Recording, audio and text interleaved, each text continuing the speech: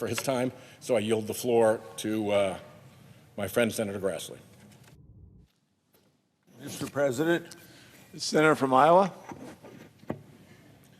Today, roughly 175 Americans will die from fentanyl poisoning. Many of them won't even know that they've taken the fentanyl. They'll think they've taken Xanax for anxiety or oxycodone for pain. So that's what Devin Anderson, you'll see his picture here in a minute, of Shelby, Iowa, thought when he took a fentanyl pill marked like an oxy. Devin had fought hard for his sobriety. He had enrolled in treatment and moved back home, but he was struggling with anxiety. To cope, he took a pill from a friend. Devin's co-worker came to pick him up for work in the early morning of February 24th this year. Devin wasn't ready, so his co-worker called him. When Devin didn't answer, he called again. Devin's 14-year-old brother heard the phone ringing. He went downstairs to investigate and found Devin unresponsive. Devin was 23 years old when he died. His mom wants you to know that Devin was a kind person and he was loved by his friends. In 2021, fentanyl killed more Americans between the ages of 18 and 45 than any other cause. That is more than COVID-19, cancer, or car accidents combined. 6 months ago, I stood where I am now and asked for a permanent solution for fentanyl scheduling. Today, we're absolutely no closer to a permanent solution than we were back then 6 months ago. And while Congress has been waiting to take action, the cartels have not. The cartels have simply rebranded, coloring fentanyl like candy to addict Americans' children. Fentanyl is in our schools, like Blackwood, New Jersey, where a 12-year-old overdosed on a school bus after his uncle made him clean a fentanyl trap house. Or Chipman High School, California, where a 13-year-old brought 150 fake Paracet pills laced with fentanyl, with 4 out of every 10 fake pills containing a potential legal dosage of fentanyl. Both of these schools are hours away from the Mexican border. But despite Custom Border Patrol's efforts, fentanyl has reached our children's hands. So when Vice President tells the press that our border is secure, we all know that's just plain wrong and irresponsible. And that attitude that the border is secured ends up killing. In the federal government's absence, parents like Arletha and Robert Gilliam have been forced to fill the void. Their daughter, Sierra, died last month because of fentanyl, and you see Sarah right here. By all accounts, Sierra had a big heart. As her dad puts it, if you were in a bad mood, Sarah would make sure that that bad mood didn't last very long.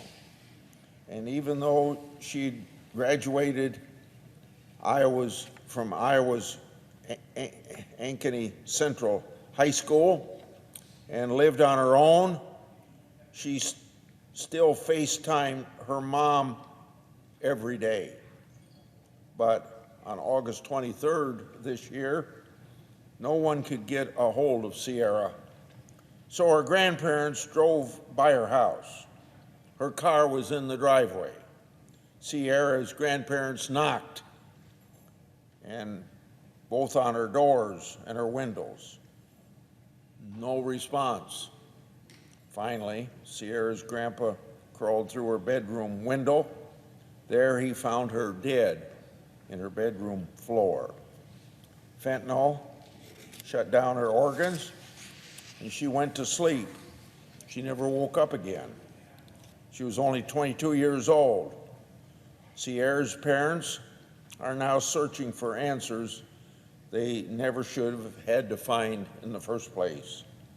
They've offered a $50,000 award to locate the dealer who supplied the fake pills that would kill her daughter.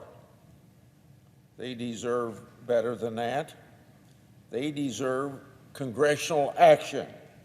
And they deserved it in 2017 when the DEA, Drug Enforcement Administration, first scheduled fentanyl.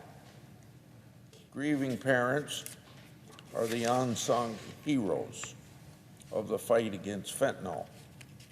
Time after time, they push through their heartbreaks to share their stories, as you heard me tell, for two families. And now they demand action so that more kids don't die. It's time for Congress to match the efforts of those parents. The Department of Justice has been very clear, quote, the permanent scheduling of FRS is critical to the safety and health of our communities, and class-wide scheduling provides a vital tool to combat overdose deaths in America, end of quote from the Department of Justice. For those that we've lost, like Sierra and Devin, and for the countless lives that we will save if we take action, it's time that we give them the tool that they need, and that's the scheduling of fentanyl, and on a permanent long-term basis. Mr. President, on another subject, and a shorter subject for anybody waiting to talk, it's dangerous to live in many places in America, especially in blue cities. Like inflation, violent crime remains very high. For example, compared to 2019 mid-year figures, America's largest cities have seen 50% increase in murders and 36% increase in aggravated assaults. And it's no mystery what is causing this spike in crime. Blue city progressives, pro-criminal prosecutors, and radical bail reform laws fuel this spike, a spike in violent crime, by letting dangerous repeat criminals go unpunished and in some cases even uncharged. The recent tragedies in Memphis, Tennessee, earlier this month underscore the dangers that families face at the hands of chronic criminals. And remember that word, chronic criminals, because the fact is, the majority of violent crimes are committed by a relatively handful of repeat offenders, like the two in Memphis. For example, criminals in Chicago charged with shootings and murders have on average 12 prior arrests. In Oakland, California, only around 400 people, or just 1/10 of 1% of Oakland's population, were responsible for a majority of the city's murders. Now remember, just think, 0.1% of the population of that city is responsible for a majority of the murders in Oakland. Federal law enforcement has a unique and very vital role in targeting repeat violent criminals. But for the last 2 years, the Senate's ability to actually pass bills that expand criminal law to reduce violent crime and target repeat violent criminals have hit a brick wall. Just impossible to get any consensus, even though we all know it's a very major problem. In July, as part of my effort to promote a solution to this problem of major crime caused by a very small number of people in each community, I introduced a bill that I entitled Combating Violent and Dangerous Crime, which is co-sponsored by 26 of my Republican colleagues in the Senate. The House companion bill was introduced September 15th with 7 Republican co-sponsors. The bill has 7 simple solutions that will help to reverse this violent crime spike by putting dangerous criminals in jail and keeping them there.